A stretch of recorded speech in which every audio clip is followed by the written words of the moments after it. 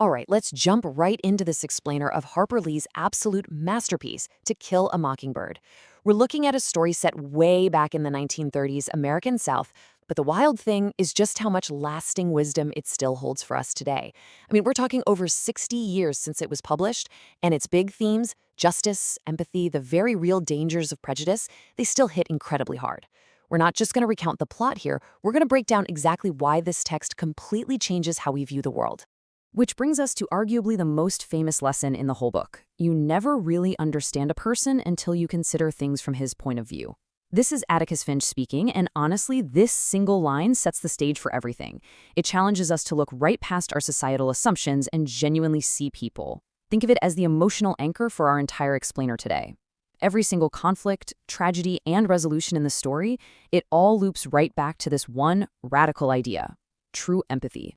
Section 1. Welcome to Maycomb, the innocence of childhood. So the story kicks off in Maycomb, Alabama, right in the thick of the Great Depression. But we're seeing it all through the totally innocent eyes of young Scout Finch, and starting from her perspective is just a brilliant move. It lets us see the systemic flaws of a society through a lens that hasn't been corrupted by them yet. Scout is living this idyllic life with her older brother Jem and their dad, Atticus, who, by the way, is a highly respected lawyer known for having rock-solid integrity. The kids spend their summers running around outside, obsessing over their mysterious, reclusive neighbor, Boo Radley. But the key takeaway here is Scout's worldview. It's simple. It's fair. She genuinely believes that if you do the right thing, justice just naturally follows. But, as we'll see, that innocent belief is about to get completely shattered.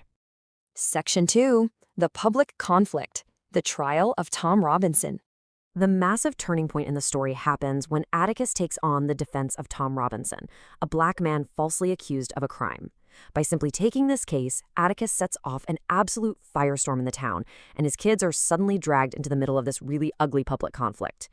Inside the courtroom, we see this stark contrast. On one side, Atticus builds this flawless, totally logical defense.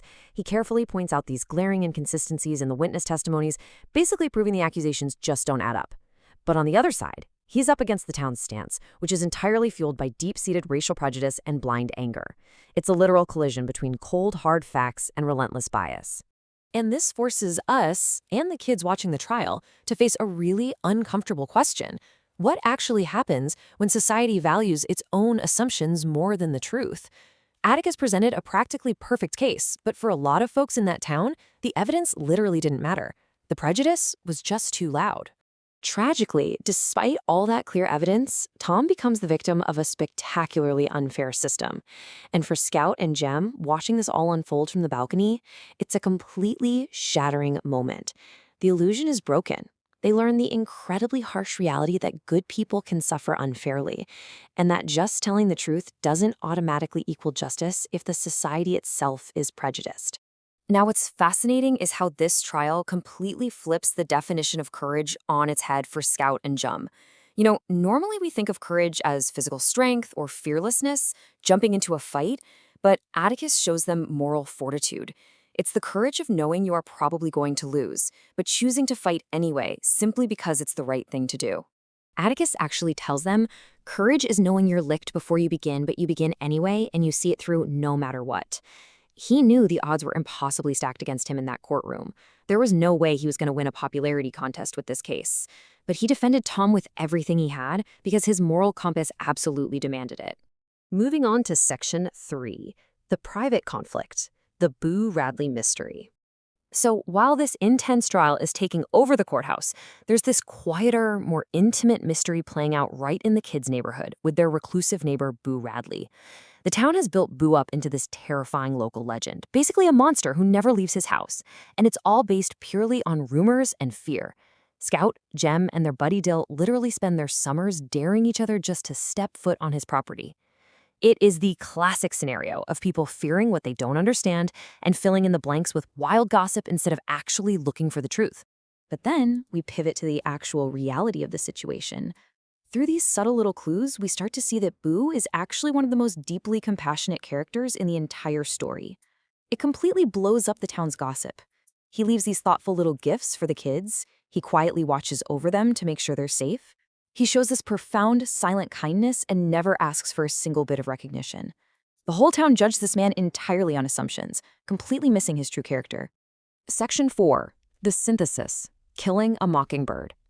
All right, so everything we've talked about so far, the huge public trial with Tom and the quiet, private rumors about Boo, they both converge into the book's absolute masterstroke of a metaphor, a mockingbird. Think about it. A mockingbird doesn't tear up your garden, it doesn't cause any trouble, it literally just sings. Atticus tells his kids it's a sin to kill a mockingbird because it represents the ultimate cruelty, destroying pure innocence that causes absolutely zero harm to anyone. When we map that onto the story, it clicks perfectly. Both Tom and Boo are the mockingbirds of Maycomb. Tom Robinson is completely innocent, yet he suffers this horrific fate because of societal prejudice.